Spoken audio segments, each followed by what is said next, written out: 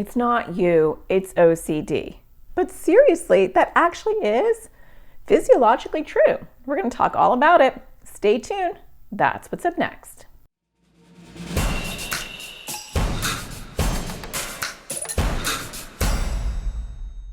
Hi, my name is Natasha Daniels. I'm a therapist. I make videos for people with anxiety and OCD. And today I want to talk about OCD. Often we talk about, OCD is bringing you thoughts and they're not your thoughts or they're not you.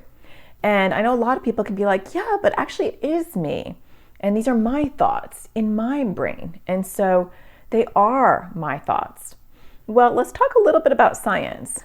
OCD is actually just a glitch in your brain. It is a glitch in your brain. It's a glitch in your orbitofrontal cortex and your basal ganglia, and there's circuitry that goes between them. And research has shown that when people are struggling with OCD, something is going wrong with that circuitry. We're still in the early days of science to understand exactly where that's happening, why that's happening, and what we can do to prevent that. There's all sorts of understandings of maybe where that comes from. But the only thing that you need to be aware of currently is that the circuitry gets stuck. And when it gets stuck, you get a false alarm and you get an itch or an urge, and there's no off button. So the on button gets switched on that says, okay, this feels incomplete. Okay, this feels disgusting. Okay, this feels wrong. This feels uncomfortable. This feels bad, right? And it's different for each person what that is, but the circuitry gets stuck. And when it gets stuck, there's no off button. And so it just goes in a loop. Because the brain goes, oh my gosh, I'm having these feelings and they're different for each person. I need to check, I need to do, I need to confess, I need to ruminate, I need to think, I need to take action. Something is not right. The brain is giving a false message, something is not right. And it's different for each one of you what that is. And so you keep doing it. And the brain will be like, just check, confess, wash, think, research, whatever you're doing, which will be different for each one of you. And you keep doing it over and over. And the brain is like, okay, do more of that. And you never get the off switch. And even if you do feel a little bit of satisfaction when you do a compulsion, the relief is short-lived because the circuitry is stuck on a loop. And the circuitry is missing a component that turns it off and says, you're all done. You don't have to worry. You don't have to feel like there's dread. And that's why OCD makes you feel uncertain. It makes you feel like you're doubting. It makes you feel like you're uncomfortable and you need to do something, take action to make that discomfort go away. And because OCD has so many flavors and so many disguises, it can look so different in each person, but the underlying issue is the same. It's the loop. And the thing that gets you stuck in the circuitry of the loop is the compulsion. And so around and around and around you go, trying to scratch that itch and let that itch go, and it doesn't go. The important thing, though, to know is that it is a glitch in your brain. And the hopeful thing to be aware of is that there's something called neuroplasticity.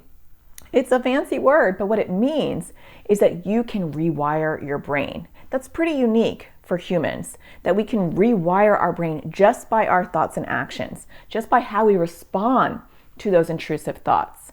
And so when we recognize that OCD is a glitch, and I'm having this feeling of dread, or I'm having this feeling that it's not clean enough, or I'm having this feeling that I might do something horrible, or I'm having this feeling, whatever it is, because it'll be different for each one of you, that is my glitch. Yep, the circuitry is not working right now. But if I don't do what OCD wants me to do, if I don't do that compulsion, confess or wash or check or whatever OCD wants me to do, then I manually override the glitch and it goes back, right? I'm not adding to the loop, the dysfunctional loop that goes around and around and gets you really stuck. When you don't buy into the glitch, when you recognize I'm having this horrible feeling, but I also know that it's a malfunction with OCD. It's a malfunction. OCD is having a malfunction right now, and it feels real, and it feels bad, and it feels uncomfortable, and I want to get this feeling away, but the only way I can get rid of this feeling is to go through it and not to escape it with what OCD is telling me. Because the brain is on like a glitchy repeat, right? Just wash, just confess, right? It's just on this repeat. That's not what's going to get you out of this. What's going to get you out of this is to recognize that you're not even going to go into the illusion, the bubble of OCD.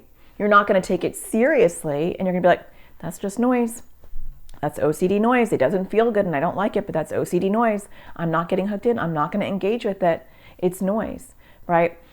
ERP, exposure response prevention, can really help with neuroplasticity. You can check that out. I've done videos on ERP here, but also recognizing the awareness that OCD is a physiological glitch in the circuitry of my brain, and that it's not medically dangerous. It's not going to hurt me, but it can drive me crazy.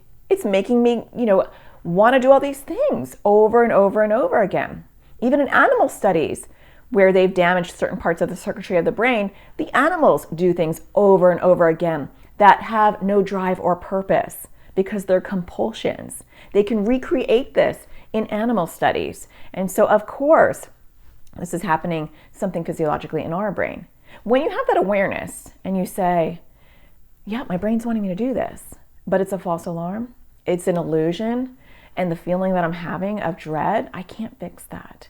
The way that I fix that is actually not to scratch that itch, to manually override what this dysfunctional circuitry wants me to do, because it's getting overheated. It's going around and around, it's getting overheated. And the way that I stop overheating it is to not participate in that loop, to not have family members participate in that loop, to get off the cycle of the loop completely. Super hard, I understand, but when you do it one small step at a time and you recognize that OCD is not you, those thoughts are not you, they're a glitch. And you can do this, and you can rewire your brain one small step at a time. First step, recognizing it's a glitch and not you, and don't get hooked in. I'll be back next week with a new topic. Don't forget to find the sparkle in everything you do. Take care.